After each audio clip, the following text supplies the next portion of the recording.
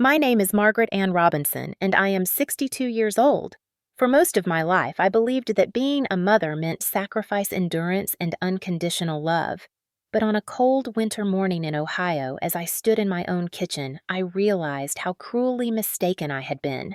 My only daughter, Denise, the child I had once carried on my back to school when her legs ached, the child I had worked double shifts to feed and clothe, lay sprawled across the kitchen linoleum, shrieking like a wounded animal. Her voice cut through me sharper than the freezing wind outside.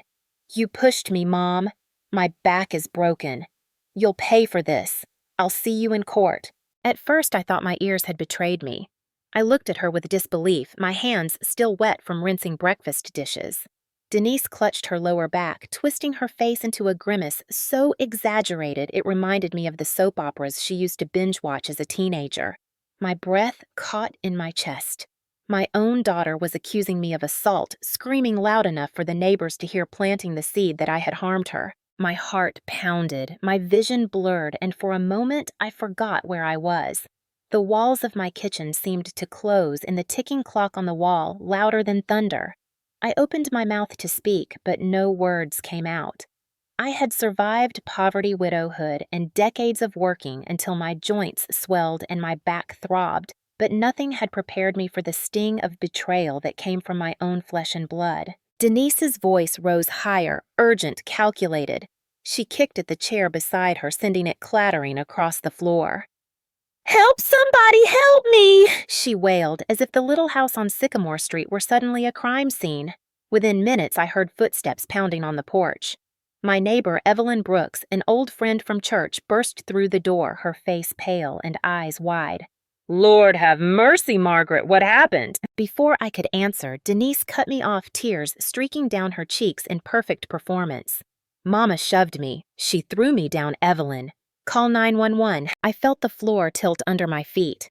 I wanted to scream back, to shout the truth, but my throat constricted. The betrayal was so sudden, so vicious, that I could barely breathe. Evelyn stared at me, torn between her loyalty and the spectacle before her. She hesitated only a second before pulling her phone from her coat pocket and dialing. As Evelyn relayed our address to the operator, Denise moaned louder, clutching her side, rolling on the floor like an actress milking her role for the cameras. My body shook with cold sweat. I whispered, "Lord, no, please, Denise." But she ignored me, her eyes flashing with something cruel, something that told me this was no desperate accident. This was planned. I had worked since I was 15 years old, scrubbing floors, changing sheets in hospital wards, serving cafeteria food to children who sneered at my uniform, all so my kids would never go hungry. I had given Denise the better part of my youth, every spare dollar, every ounce of energy. And here she was, turning my love into a weapon, using my motherhood against me. The sound of sirens grew louder, slicing through the quiet neighborhood. My stomach twisted. In that moment, standing frozen in my kitchen with my daughter writhing on the floor and Evelyn wringing her hands by the doorway, I felt the weight of decades crashing down. I was no longer the strong mother who held a family together with her bare hands.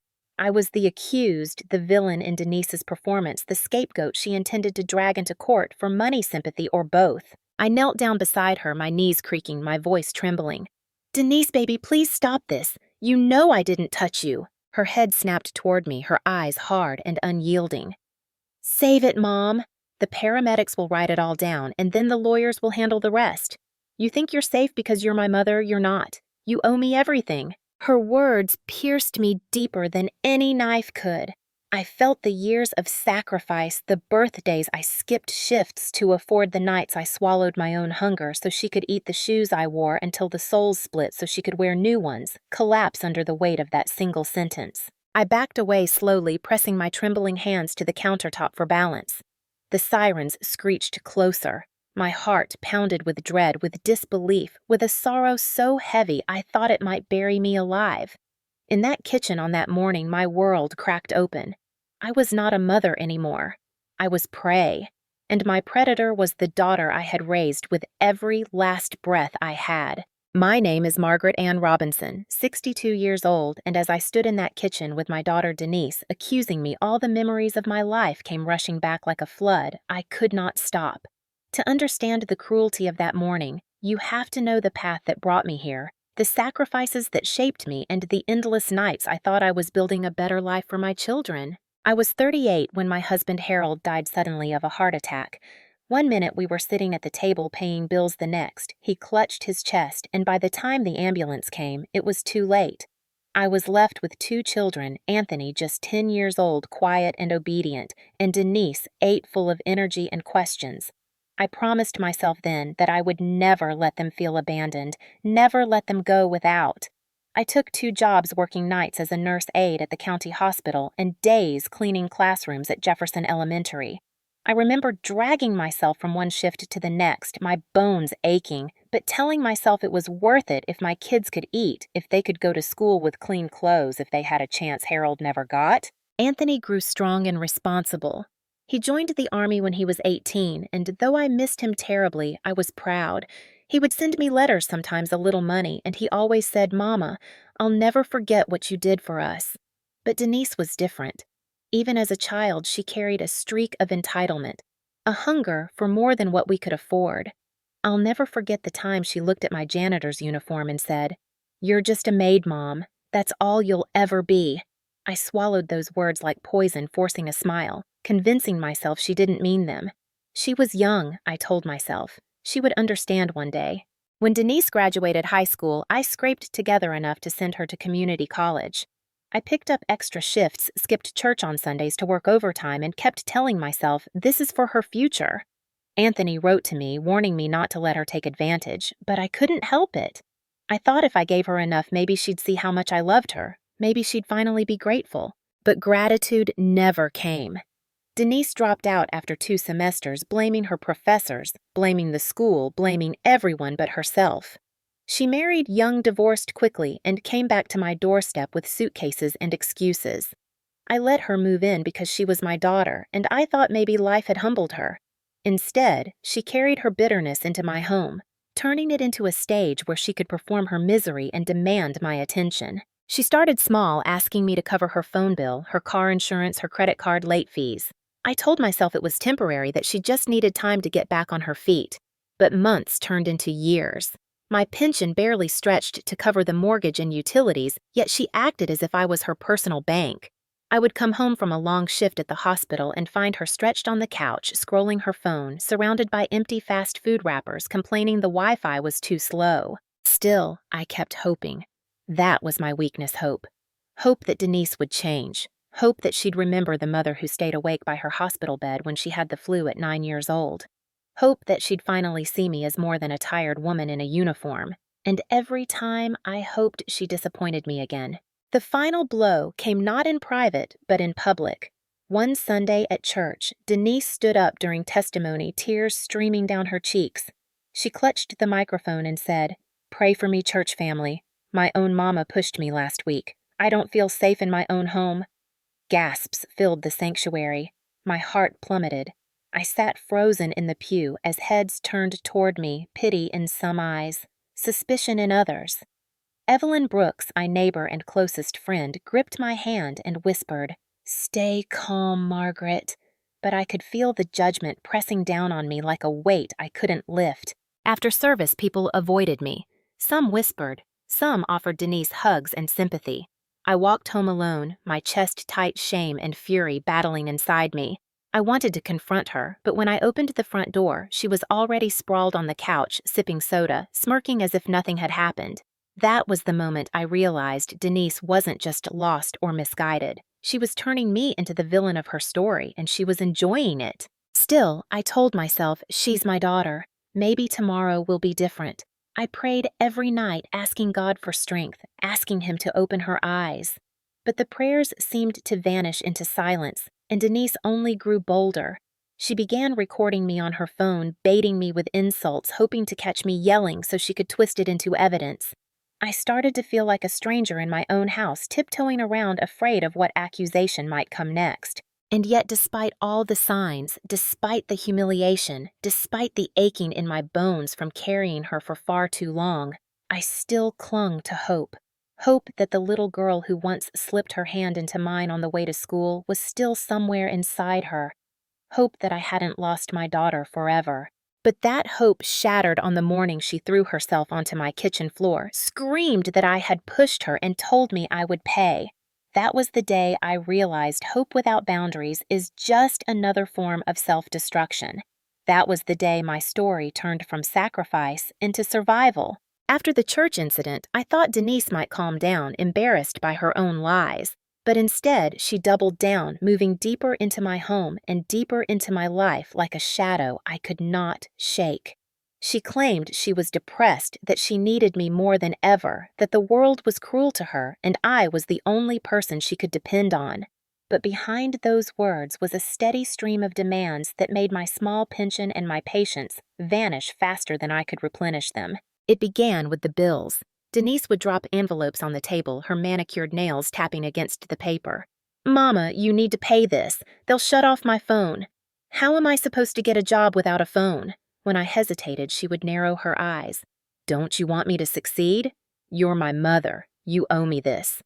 I swallowed the sting of those words and wrote check after check, draining my savings account little by little. Soon it wasn't just the bills. Denise wanted me to cook her meals, do her laundry, clean up after her mess.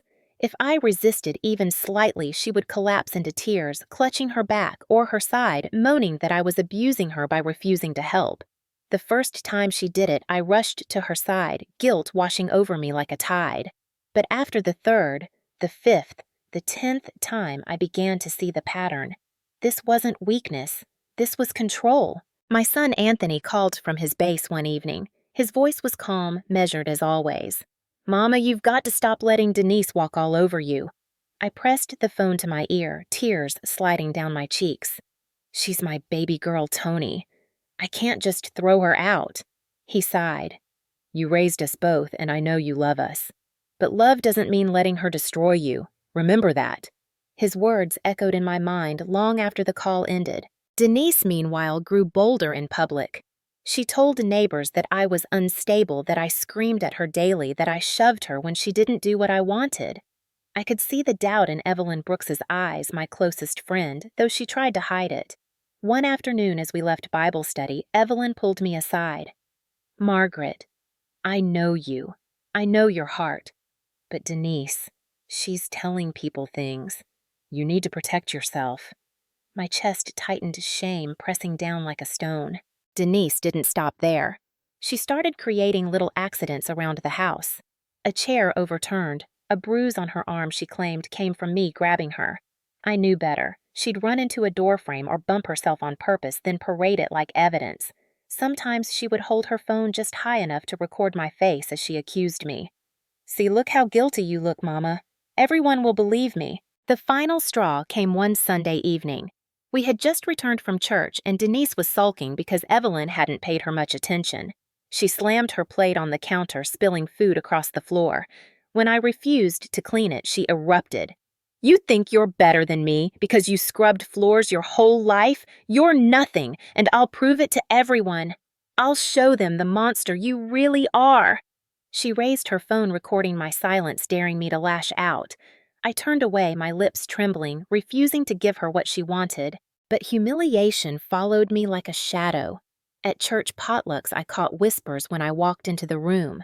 At the grocery store, neighbors avoided eye contact. Denise's lies spread like wildfire, and I stood in the ashes, unable to defend myself without sounding defensive. Still, I prayed. Every night, kneeling beside my bed, I begged God for strength. I begged him to show Denise the truth, to soften her heart. But each morning I woke to find her lies growing bolder. Then came the night she staged the scene in our kitchen. I had just sat down with a cup of tea when I heard a crash. Denise lay on the floor, clutching her leg, moaning in exaggerated agony. "You pushed me, Mama! My back! Oh, God, my back!"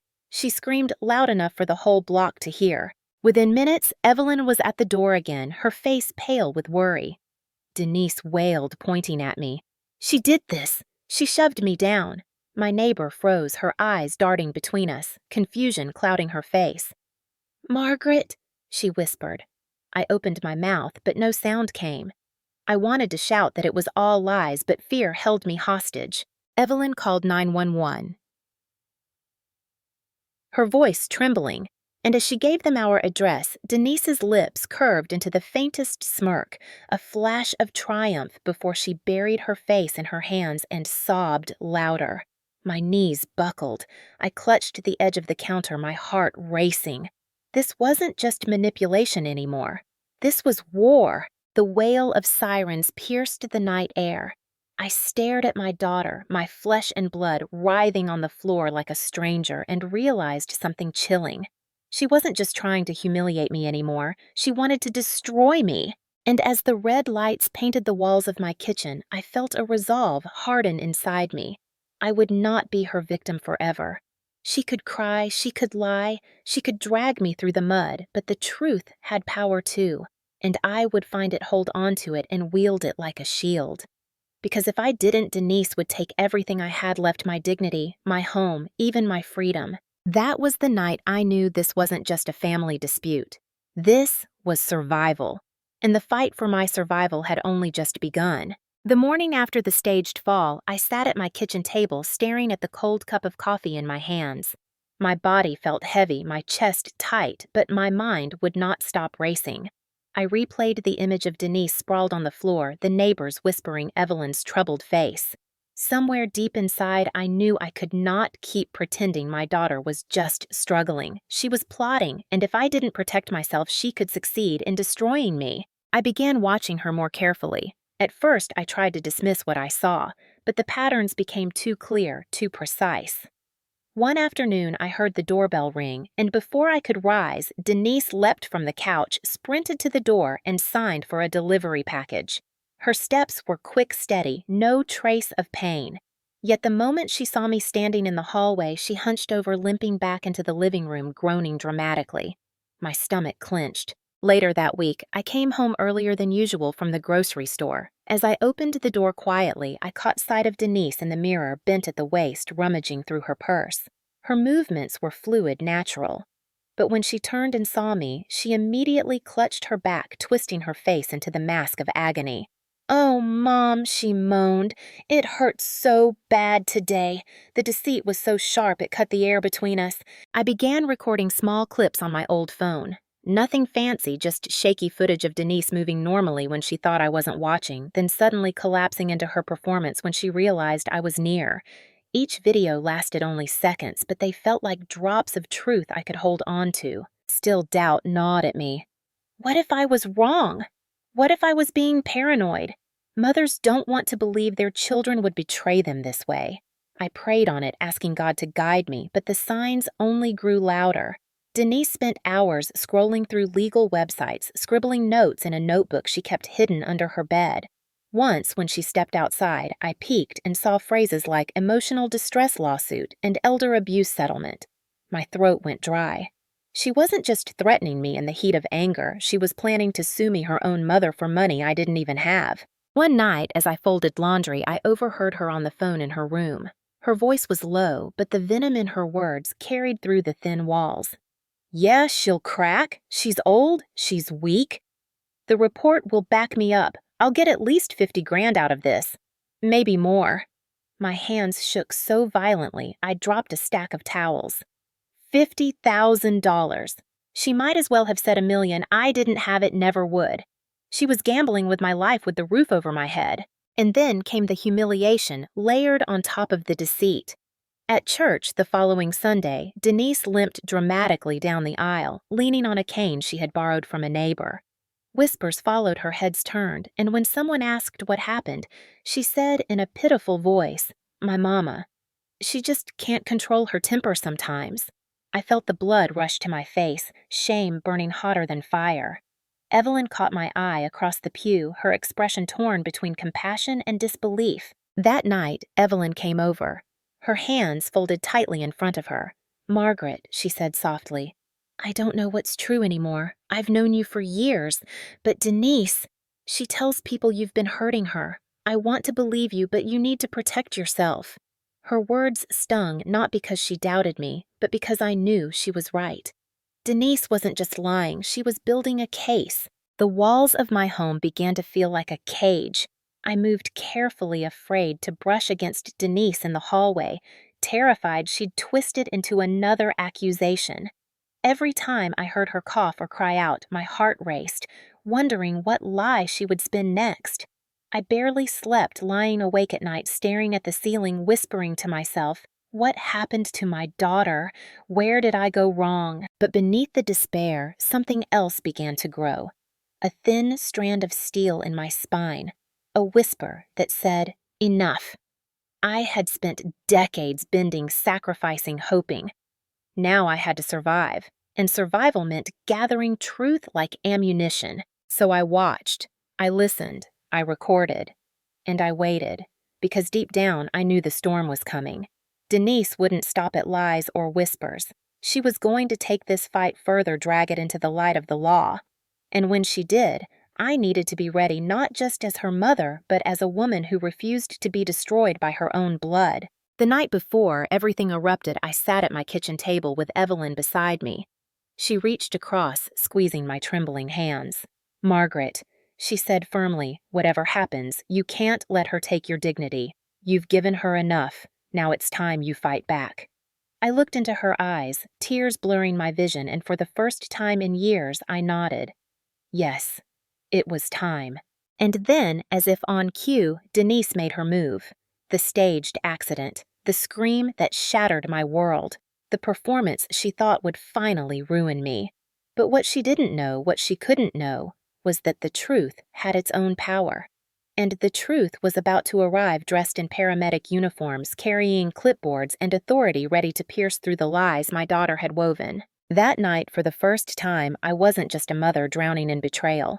I was a woman preparing for battle. The morning of the staged accident began like any other. I was rinsing my teacup in the sink, the January cold slipping through the drafty kitchen window when Denise's voice split the air like a knife. A loud crash followed the sound of a chair scraping violently against the floor. I turned around and saw her lying flat on her back near the refrigerator, one hand clutching her side, the other outstretched in dramatic agony. Her eyes were squeezed shut, her mouth twisted into a grimace so exaggerated it looked rehearsed. "You pushed me!"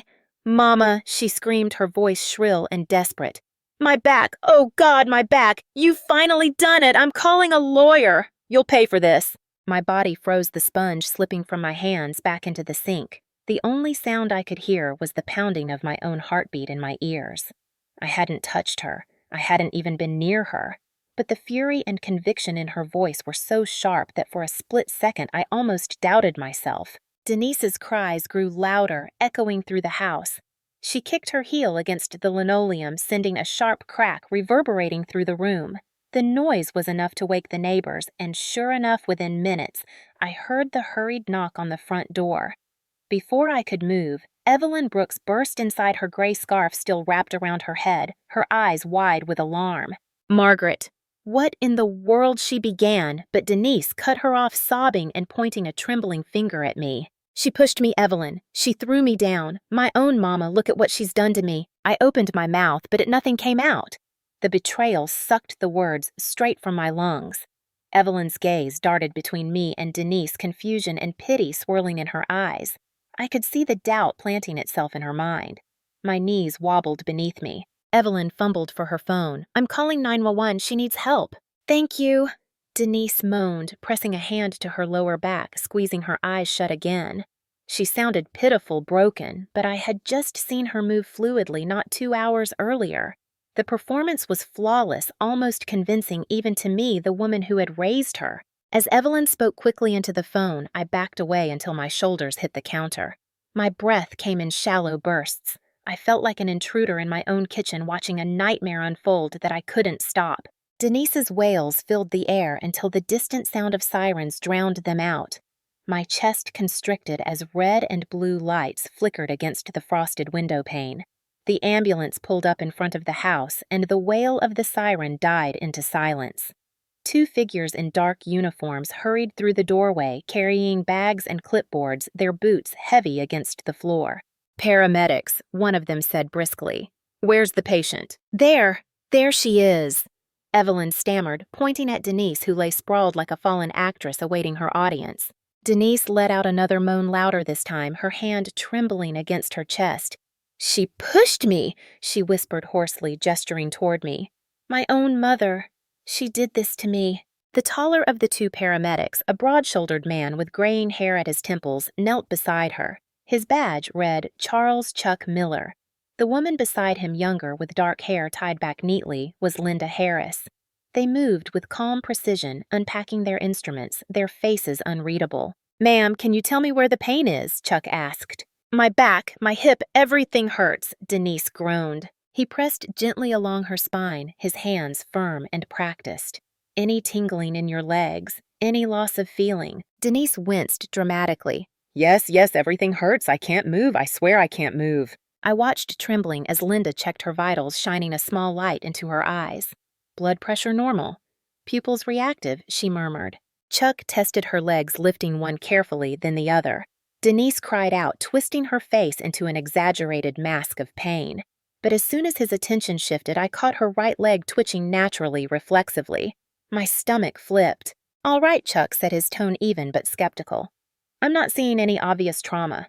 No swelling, no discoloration. Range of motion looks intact." Denise's eyes snapped open, her voice rising in panic. "You don't understand. I can't move. My back is broken." Chuck exchanged a look with Linda.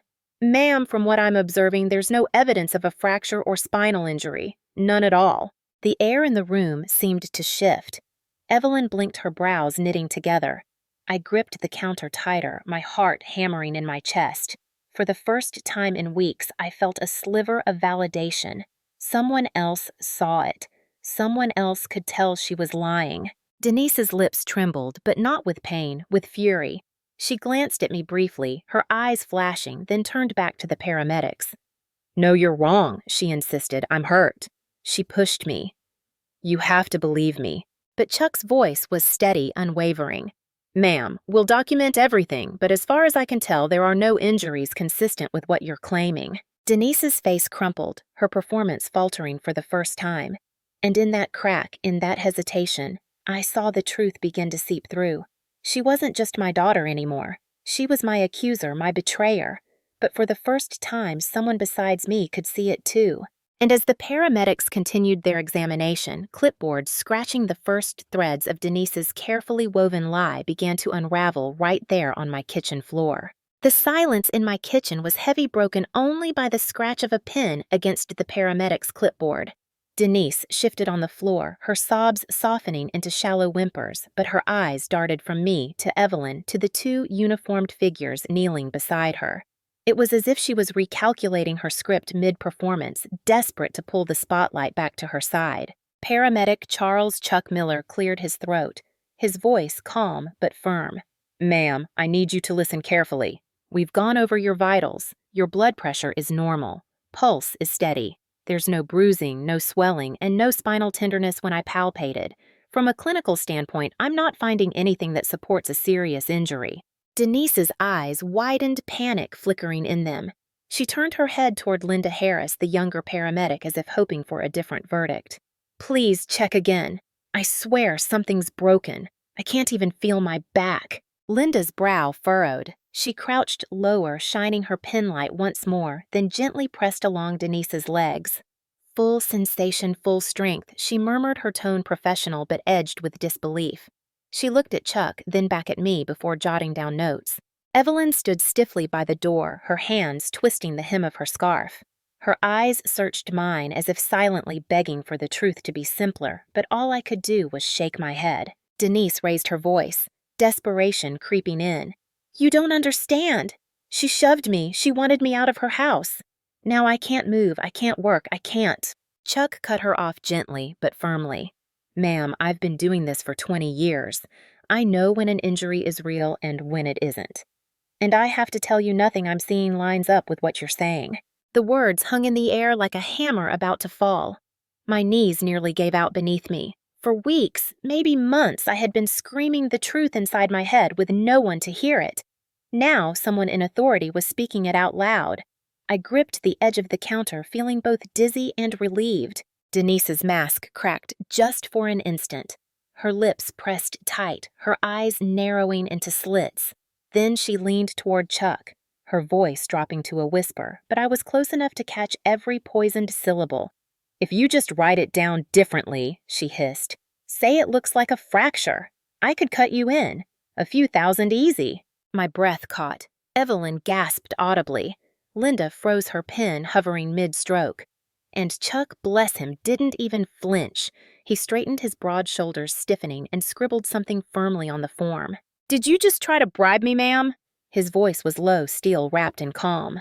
Denise's eyes darted wildly, her face flushing red. "No, I didn't mean it like that. I just—" Linda's pen moved swiftly, noting the exchange. "Attempted inducement," she said quietly, more to the form than to anyone else. The room spun for me. My own daughter, the child I had once sung lullabies to, was now attempting to corrupt a medic in my kitchen. The betrayal burned deeper than ever. I felt Evelyn's hand clutch my arm, steadying me, and I realized I was shaking. Chuck packed up his kit with deliberate movements, his jaw tight. "We'll file our report. There's no medical justification for transport. If you feel pain, follow up with your physician, but as far as we're concerned, there is no injury here. None." Denise's composure shattered. She slammed her hand against the floor, shrieking. "You're all against me. You're protecting her. She's abusive. She's been hurting me for months, and now you're covering for her." Her words came out in a torrent, wild and unhinged, echoing off the kitchen walls. Linda rose to her feet, clipboard clutched against her chest. Her voice was measured but cool. "Ma'am, we deal in facts, not accusations. The facts here don't support your claims." Evelyn stepped forward, her voice trembling. "Denise, enough. I saw you yesterday at the store walking just fine. Don't do this. Don't drag your mama's name through the mud like this." Denise shot her a glare so sharp it could cut glass. "Stay out of it, Evelyn. You don't know what she's really like." But I could see the room shifting, the tide turning against her. The authority of the uniforms, the steady hands, the calm words, it was like a mirror had been held up to Denise's lies, reflecting them back at her for everyone to see. Chuck closed his bag with a snap and looked directly at me. "Ma'am, we'll submit our report to the proper channels. You'll want to keep a copy when it's available. It might be important later." His eyes held mine, steady, purposeful. He knew. He knew exactly what Denise had been trying to do. I nodded, tears pricking my eyes, my throat too tight to form words. For the first time in this nightmare, someone in authority was standing beside me, not against me. As the paramedics headed toward the door, Denise scrambled to her feet, suddenly mobile again, chasing after them. "Wait! You can't leave it like this! You have to help me!" Chuck paused at the threshold, his back straight, his voice final. "We've done our job, ma'am. The truth will stand." The door shut behind them, leaving the kitchen echoing with silence. Denise stood panting, her face twisted in fury while Evelyn leaned heavily against the wall, her eyes wide with shock. And me, I sank into the nearest chair, my body trembling, my soul raw. For months, I had been gaslit, manipulated, humiliated. But now the truth had been spoken in black and white, written down on a paramedic's clipboard, sealed in their report. Denise's performance had cracked wide open. Chuck straightened from where he had been crouched by Denise's side, his clipboard balanced in his hand. His calm voice carried a weight that filled the kitchen. "Ma'am, I need you to listen carefully. We're not finding any clinical evidence of a spinal injury. Your reflexes are intact. Your vitals are stable. You are moving normally when you don't think we're watching." Denise's eyes widened, her face flushing crimson before she forced her expression back into pained anguish. "You're wrong. You don't know what it feels like. My back is shattered. I can't even breathe without pain. Mama did this to me, and you're just covering for her." Her gaze darted toward me with a venom that made my stomach twist. Linda knelt back down, her tone gentle but firm. "Denise, we are trained to recognize trauma. A true spinal injury would present with muscle guarding swelling or neurological deficits. You don't have any of those signs." She tapped her pen against the form on her clipboard. "We have to document what we observe, not what we're told." Evelyn shifted uneasily near the door, her face pale. I could see the conflict etched across her features, years of knowing me battling against Denise's loud accusations. I clasped my hands together, whispering silently for strength for someone to believe me. Chuck continued his exam methodically, noting Denise's reactions. He lifted her arm, checked her grip strength, and leaned back with a sigh. "Ma'am, everything is within normal limits." He turned toward Linda. Document no evidence of acute injury. Patient appears to be exaggerating symptoms. That was when it happened, the moment the last veil slipped. Denise's voice dropped into a sharp whisper, but I heard it as clearly as if she had shouted. If you just mark it as a fracture, she hissed to Chuck, I'll cut you in. You'll get a share when I win the case. My entire body froze. Evelyn gasped audibly, her hand flying to her mouth.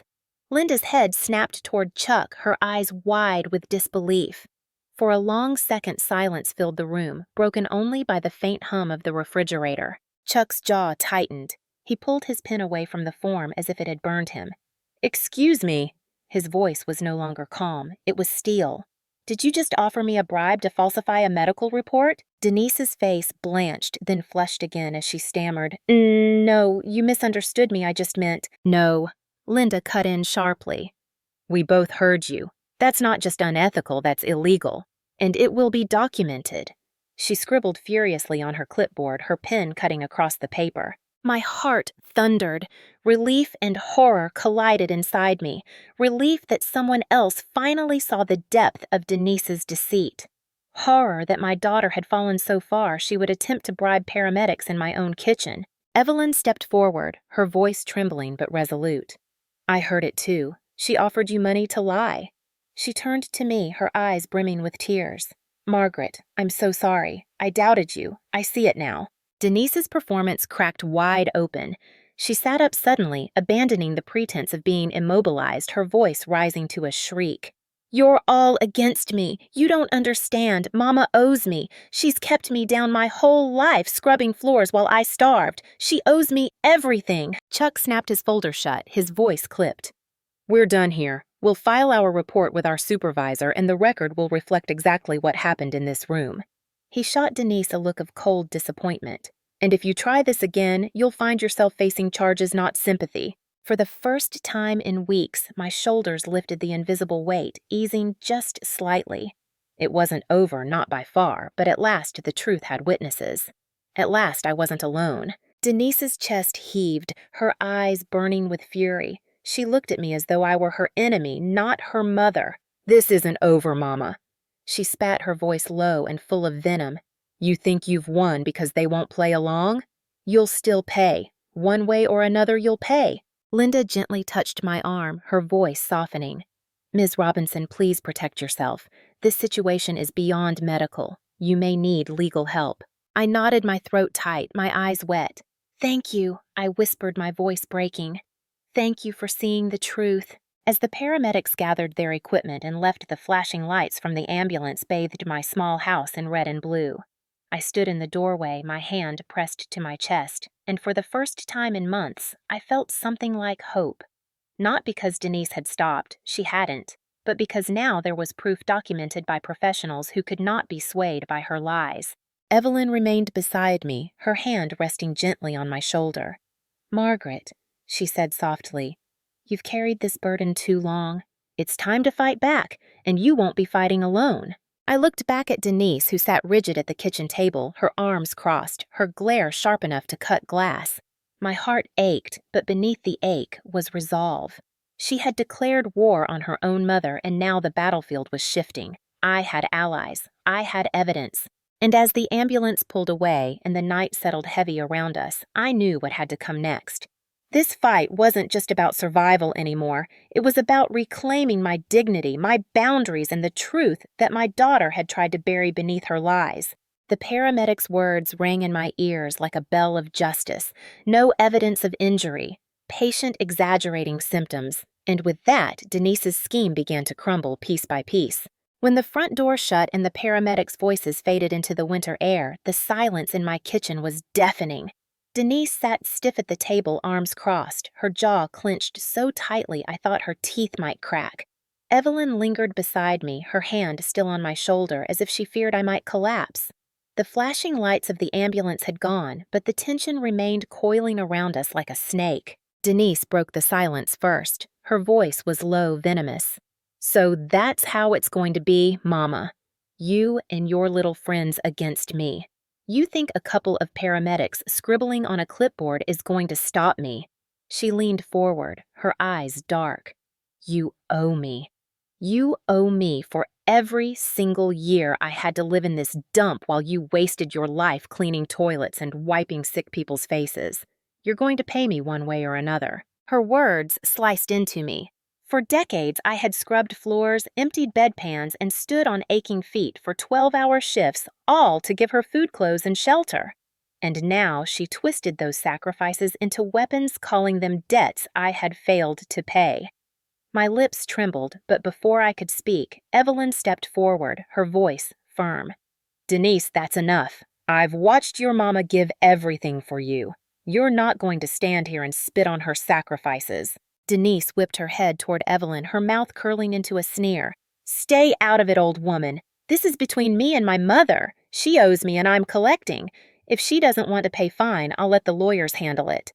$50,000 should cover my injuries just fine." She made air quotes with her fingers, mocking even her own lies.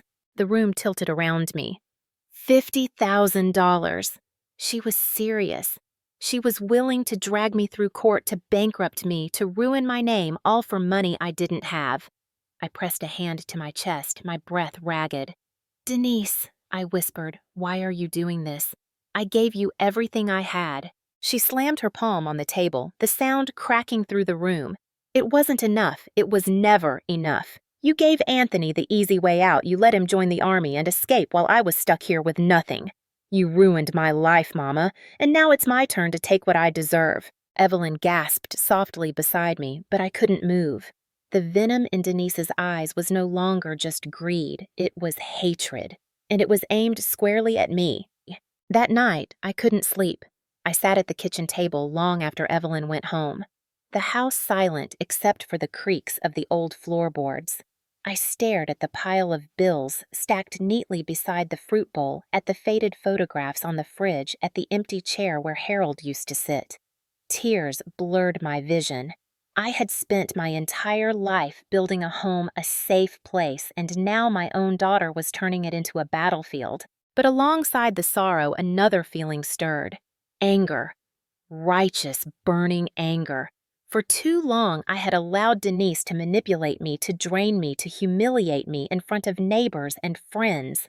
For too long, I had swallowed her cruelty because she was my child. But when she whispered that bribe to Chuck Miller, when she demanded $50,000 from me, I realized this was no longer about motherhood. This was about survival. The next morning, I gathered the small pieces of evidence I had collected, the videos of her moving normally, the scribbled notes about lawsuits, the words Evelyn had overheard, and now the paramedic's official report. My hands shook as I slipped them into a manila folder. It wasn't much, but it was enough to start. I dialed the number of an attorney recommended by a woman from church, a lawyer known for helping seniors protect themselves from financial abuse. Her name was Barbara Coleman, 60 years old, sharp-eyed, with a voice that carried both warmth and steel. I told her everything: my long years of sacrifice, Denise's manipulations, the staged fall, the bribe to the paramedics. She listened quietly, taking notes, then said firmly, "Mrs. Robinson, this isn't just family drama. This is attempted fraud, and if she files anything against you, we'll counter with evidence. You are not alone." Her words lifted a weight off my chest. For the first time, I felt like I had a shield. Barbara drafted a cease and desist letter warning Denise that any further false accusations would result in legal action. She also requested copies of the paramedic report and offered to contact them directly for statements if necessary. When I handed the letter to Denise, she laughed, tossing it back onto the table. "You think a piece of paper is going to scare me? Please. Mama, you're pathetic. I'll have you dragged into court and everyone will see you for what you really are, a bitter old woman who abused her daughter." I stared at her, my hands trembling, but my voice came steady, stronger than I expected. "No, Denise. What they'll see is the truth. And the truth is you tried to destroy your own mother for money. You tried to buy lies, but all you've bought is shame. This ends now." For a long moment, silence hung heavy between us. Then Denise's eyes narrowed and she spat on the floor at my feet. "You'll regret this, Mama, I promise you." She stormed out of the house, slamming the door so hard the windows rattled. I sank into a chair, my body trembling, but deep inside I felt the first stirrings of freedom. She wasn't done, not yet, but neither was I. This wasn't just a mother against her daughter anymore. This was justice against deceit, truth against lies. And for the first time, I believed justice might actually win. The day of the hearing arrived gray and cold, as if the sky itself carried the weight of what was to come. I stood on the courthouse steps, clutching my worn leather purse, the manila folder inside, thick with every scrap of evidence I had gathered. Beside me, Attorney Barbara Coleman walked with steady confidence, her heels clicking against the stone walkway. Her presence steadied me. She was a woman who had weathered her own storms and learned how to fight with precision. Inside the courtroom smelled faintly of polish and paper. The benches creaked as neighbors filed in curious whispers, rising like smoke. My son Anthony had flown in on leave, his uniform pressed, his eyes burning with quiet anger. He sat behind me, a hand on my shoulder, his presence both protective and grounding. Evelyn was there too, her testimony ready, her resolve unshaken after months of watching the truth unravel. Then Denise walked in. Her hair was perfectly styled, her makeup flawless, her clothes chosen to project innocence. She moved with exaggerated slowness, clutching her back as if every step were agony. But I saw it for what it was, performance. Her eyes flicked to me, full of contempt, as she slid into her seat beside a young attorney who looked uncomfortable from the moment he opened his briefcase. The judge, a silver-haired man named Carter, entered his gavel, cracking the room into silence. "We are here for Robinson versus Robinson," he said, his tone clipped. "The daughter claims injury and financial damages. The mother contests." His gaze swept over us, sharp and discerning. Denise's lawyer began spinning a story of a fragile daughter pushed to the ground by a cruel and resentful mother. He painted me as bitter, jealous, incapable of love. My hands trembled, but Barbara squeezed my arm silently, telling me to wait. Then Denise spoke, her voice trembling with practiced fragility. "Your Honor," she began, clutching her side, "my mother has always hated me. She pushed me that night. I fell hard. I can't sleep, can't work. I deserve compensation for the pain she's caused me." Her voice broke on the word pain, and a few people in the gallery shook their heads in sympathy. But then Barbara rose, calm, collected. "Your Honor, with respect, my client is a mother who has sacrificed her entire life for her daughter. What we will show today is not a case of abuse, but a case of attempted fraud."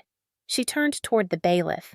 "We would like to enter into evidence the official report from the responding paramedics." The judge nodded. Chuck Miller and Linda Harris in their crisp uniforms stepped forward. Linda read from her notes. No evidence of acute injury. Normal reflexes. No swelling. Patient appeared to exaggerate symptoms. Chuck's voice was harder, sharper. The patient attempted to offer me money to falsify my report. Gasps rippled through the room. The judge's eyes narrowed, his gavel striking once for order. "Is this true?" he demanded. Denise stammered, her face pale. They misunderstood." Barbara didn't let her finish. "We also call Evelyn Brooks a neighbor who witnessed the incident." Evelyn walked forward, her hands steady despite her years. "I was in the kitchen when it happened." Denise fell on her own, then accused Margaret of pushing her. "And I heard her offer the paramedic money, clear as day." Anthony leaned forward, his voice carrying from the gallery. "Your Honor, I'm her son. I've watched my mother slave for us while Denise bled her dry. This isn't about pain, it's about greed." The judge held up a hand for silence. His gaze pinned Denise where she sat. "Miss Robinson, the testimony is consistent. The evidence contradicts your claims. Do you have anything else to say?" For a heartbeat, I thought she might apologize that the daughter I once rocked to sleep might show herself again. But instead, she lashed out, her voice venomous. "You're all lying. She deserves to pay. She ruined my life." The judge's gavel cracked like thunder. "Enough. This court will not be used as a stage for manipulation. The claim is dismissed. Furthermore, given the evidence of attempted fraud and bribery, I am referring this matter to the district attorney for review." The words hit the room like a hammer. Denise's face crumpled, her mask torn away. She screamed a raw, ugly sound before storming out of the courtroom. I sat, frozen, tears spilling down my cheeks. Relief flooded me, but so did sorrow. My daughter, my flesh and blood, had chosen this path, and now she would face the consequences of her own making. Barbara leaned close, her voice soft. "You did it, Margaret. You stood up. The truth is on record. She can't take that from you." As the gallery emptied, Anthony helped me to my feet. I'm proud of you, Mama, he whispered, his voice breaking. You finally fought back. And as we stepped out into the cold afternoon, the weight I had carried for years seemed to lift just slightly. The battle wasn't over. Family scars never healed so neatly, but the war of lies had ended. And for once, I had won. The weeks after the courtroom felt like stepping into sunlight after years underground. For the first time in a long while, I woke without the knot of dread twisting in my stomach. The lies had been dragged into daylight, recorded in legal documents, and sworn testimony. No matter what Denise screamed to neighbors or posted on social media, the truth had been carved into stone. Anthony extended his leave for a few days, helping me fix the loose shingles on the roof, repair the back fence, and replace the lock on the front door. Each nail he hammered seemed to drive away a fragment of fear. You're safe now, Mama, he said one evening as we sat on the porch, the sun setting in streaks of orange and gold. His presence was a reminder that not all my sacrifices had been in vain. At least one child understood. At least one child still loved me. Barbara guided me through the process of securing a restraining order. She may try again, she warned, but you'll have legal protection. If she steps out of line, the law will be on your side. I nodded, the papers trembling in my hands. It felt strange, heartbreaking even to sign documents that barred my own daughter from coming near me. But it was necessary. Sometimes love meant saying no even to your own flesh and blood. Evelyn became my anchor. She stopped by with casseroles, sat with me at church, and reminded me that community could replace what family withheld. One Sunday after service, she clasped my hands and said, Margaret, you don't have to carry this shame. You raised Denise with everything you had. Her choices are hers, not yours. Tears blurred my vision as I realized she was right. I had spent too many years blaming myself, wondering what I had done wrong. But now I saw clearly love had not failed. Denise had chosen betrayal. Slowly, I began to rebuild. I attended a support group for parents of estranged children, where stories of manipulation, addiction, and heartbreak mirrored my own. In that circle, I found both sorrow and solace. We laughed through tears, shared strategies for setting boundaries, and learned to grieve without being consumed. One woman, silver-haired and strong, said something that stayed with me: blood makes you related. Choice makes you family. I took those words to heart. At home, I turned my energy toward the garden Harold once tended. My hands, calloused from decades of work, found peace in soil and seed. Rows of tomatoes, beans, and sunflowers rose where weeds had once sprawled. Neighbors stopped to admire, offering smiles and conversation. In their kindness, I felt a new kind of family forming, one chosen, one real. Anthony called often, his voice steady across the miles. He promised that when his service ended, he'd come home to stay, maybe even build a small house nearby. You won't be alone, Mama, he said. You've carried everyone else for too long. Now it's our turn to carry you. As for Denise, word drifted through town of her spiraling. After the judge's referral, she faced investigation for fraud. Her friends distanced themselves, unwilling to be pulled into her schemes. The last I heard, she had left town, chasing quick money somewhere else. My heart ached, but I knew I could not follow her into darkness. I had done all I could. The rest was up to her. One quiet evening, I sat on the porch swing, the summer air soft and warm, a glass of iced tea sweating in my hand. I thought back to the woman I had been bent under the weight of Denise's accusations, terrified of losing everything. That woman was gone. In her place was someone stronger, scarred, but unbroken. I realized then that the greatest victory was not in the courtroom, nor in the dismissal of Denise's lies. The true victory was reclaiming myself, my dignity, my boundaries, my life. I had survived betrayal, faced it head-on, and chosen not to be destroyed. As the first stars blinked awake in the night sky, I whispered into the stillness, I am free. For the first time in decades, I believed it. Autumn returned crisp and golden, the kind of season Harold once loved best. I stood in the yard, the air filled with the rustle of leaves, and felt the weight of my story settle into something softer. Not gone, never gone, but transformed. What had begun as a season of betrayal had ended as a season of boundaries, of learning that even a mother's love has limits when faced with deceit. Neighbors stopped by more often now. They brought jars of homemade jam, fresh bread, or simply conversation. My porch, once a place of solitude, had become a gathering spot again. Children laughed as they chased each other across the lawn, and I found myself smiling, even laughing in ways I hadn't in years.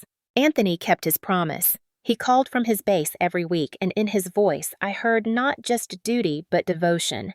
"When I'm done, Mama," he said one evening, "we'll build something new. A house, a life. You won't ever have to carry it alone again." I closed my eyes and let those words wrap around me like a blanket. Denise's absence remained a scar. There were nights I still lay awake remembering her as a child, her small hand gripping mine, her laughter echoing in the park. Sometimes I wondered if that little girl still existed somewhere inside the woman she had become. But the truth was clear: I could not rescue her. I could only protect myself, and for the first time I was at peace with that. I found new purpose. At the support group, I began sharing my story with others, not just to release my own pain, but to show them that survival was possible. I watched shoulders straighten, eyes brighten as people realized they weren't alone. One woman hugged me after a session and whispered, "Because of you, I'm finally filing for protection." In that moment, I felt Harold's spirit near, as if he too approved of the strength I had found. One evening, Evelyn and I sat side by side on the porch mugs of tea, warming our hands. She looked out over the fading garden and said, "Margaret, you know your story isn't just about loss. It's about courage, about choosing life after devastation." I squeezed her hand, gratitude swelling in my chest. She was right. My story was no longer one of victimhood. It was one of survival, of empowerment. So here I am, sharing it now with you. If you've ever carried the crushing weight of betrayal, if you've ever felt abandoned by the very people meant to love you most, know this: you are not alone. Family doesn't always mean safety. Sometimes the bravest thing you can do is step back, draw a line and say, "Enough." I survived my daughter's lies. I faced down the shame, the courtroom, the whispers. And I walked out stronger. If you've ever been through something similar, or if you've ever discovered that the people you trusted most could betray you, tell me where you're watching from in the comments. Your stories matter. Your voice matters. And if my journey resonated with you, I ask you to like this video and subscribe to the channel. Together, we can create a space where truth triumphs over manipulation, where resilience is celebrated, and where no one feels they have to face betrayal alone. Because in the end, justice wasn't just about a judge's gavel. Justice was about reclaiming myself. And I did.